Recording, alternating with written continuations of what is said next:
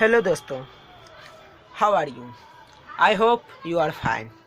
आज मैं आपको केमिस्ट्री का जो फर्स्ट चैप्टर है 12th क्लास का सॉलिड स्टेट, उसमें आज मैं आपको उसका कुछ VVI क्वेश्चन बताने जा रहा हूँ जो बोर्ड एग्जाम में पूछा गया है 2020 में, 2019 में, 2017 में, 2020 से लेकर 2009 तक जितने भी क्वेश्चन पहले चैप्टर से पूछे गए हैं उसी का आज मैं आप लोगों को कुछ क्वेश्चन का आंसर करवाऊंगा और आप लोगों को समझाऊंगा। समझते जाइएगा, ठीक है? तो चलिए बिना देरी करते हुए शुरू करते हैं। फर्स्ट क्वेश्चन है, कांच को अतिशीतित द्रव क्यों कहा जाता है? फर्स्ट क्वेश्चन है, कांच को अतिशीतित द्रव क्यों कहा जाता है? तो पढ़िए और समझिए, ठीक? तो कांच को अतिशीतित द्रव इसलिए कहा जाता है, कांच को अतिशीतित द्रव इसलिए कहा जाता है क्योंकि कांच जो एक अक्रिस्टलीय ठोस है, कांच जो है एक क्या है? अक्रिस्टलीय ठोस है और अक्रिस्टलीय ठोस में प्रवाहित होने का गुण होता है। अक्रिस्टलीय ठोस में प्रवाहित होने का गुण होता है और अक्रिस्टलीय ठोस को अतिशीतित द्रव भी कहा जाता है, अशीतित द्रव भी कहा जाता है। और कांच एक अतिशीतित द्रव है तथा कांच को जो पेंदा होता है वो गाढ़ा तथा मोटा होता है। समझिए, एक बार अच्छे से समझिएगा, ठीक? हम कह रहे हैं कांच को अतिशीतित द्रव क्यों कहा जाता है ना। जो कांच होता है क्या होता है? कांच होता है, कांच एक अक्रिस्टलीय ठोस होता है,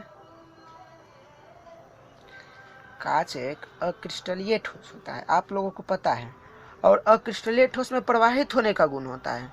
किसका गुण होता है? अक्रिस्टलीय ठोस में प्रवाहित होने का गुण होता है, प्रवाहित होने का गुण पाया जाता है,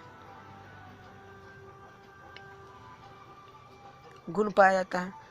और अक्रिस्टलीय ठोस जो होते हैं, अक्रिस्टलीय ठोस होते हैं जो अतिशीतित होते हैं। क्या होते हैं?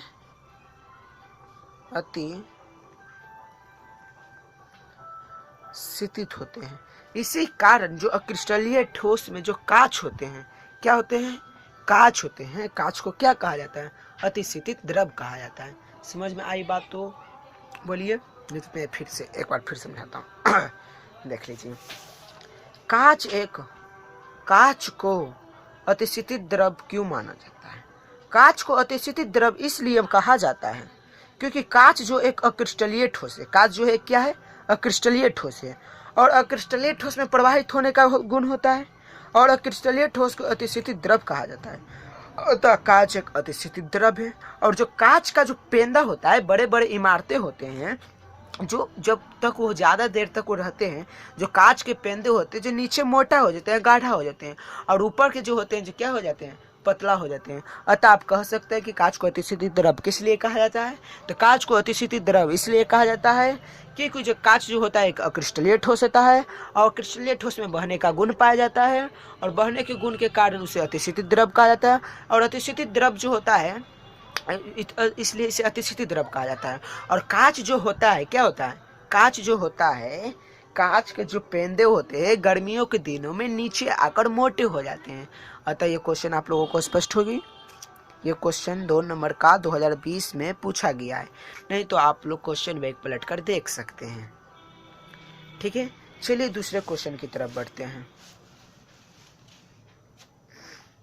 दूसरा क्वेश्चन है, क्रिस्टल बिंदु त्रुटि से आप क्या समझते हैं? क्रिस्टल बिंदु त्रुटि से आप क्या समझते हैं? तो समझिएगा अच्छे से। क्रिस्टल बिंदु त्रुटि या बिंदु दोष एक ही है।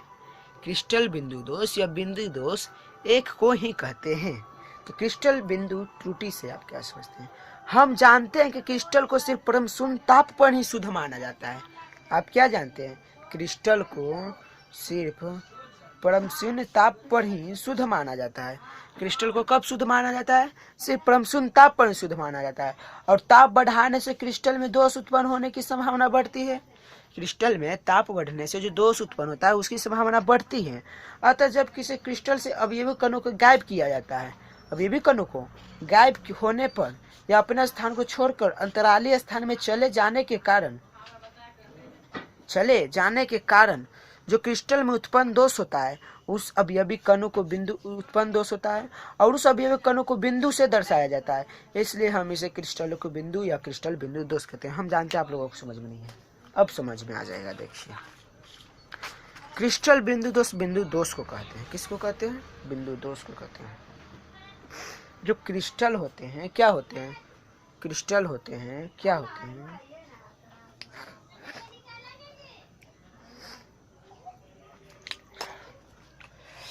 क्रिस्टल के अवयवी कण होते हैं, ठीक है। क्रिस्टल के जो अवयवी कण होते हैं अपने निर्धारित स्थान को छोड़कर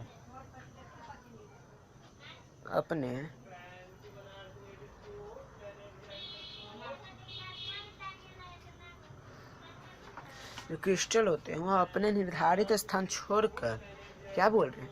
अपने निर्धारित स्थान छोड़कर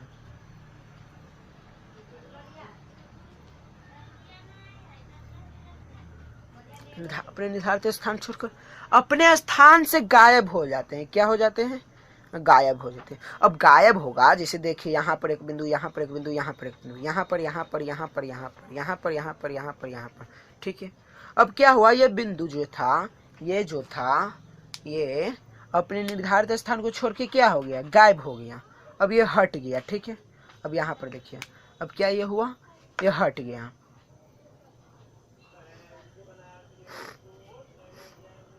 अब हट गया। अब यहाँ पर जो हट गया, यहाँ पर क्या देखिए, यहाँ पर ये खाली स्थान हो गया। खाली स्थान हो गया। इसी छिद्र के कारण जो दोष उत्पन्न होता है उसे हम बिंदु दोष कहते हैं। क्योंकि जो अवयवी कण होता है उसको हम बिंदु से दर्शाते हैं। इसको हम किससे दर्शाए हैं? बिंदु से दर्शाए हैं। अतः हम कह सकते हैं कि बिंदु दोष वह दोष होता है जिसके कारण जो क्रिस्टल के अवयवी कण होते हैं अपने निर्धारित स्थान को छोड़कर गायब हो जाते हैं, और गायब होने के कारण जो दोष उत्पन्न होता है उसे हम बिंदु दोष कहते हैं। अब बिंदु दोष क्यों कहते हैं? क्योंकि अवयवी कणों को हम किससे दर्शाते हैं? तो बिंदु से दर्शाते हैं। अतः आप लोगों को ये बात समझ में आ गई, तो इसके लिए thank you. Subscribe the channel, क्योंकि आज 2 क्वेश्चन है, आगे को क्वेश्चन और अगले वीडियो में। थैंक्स।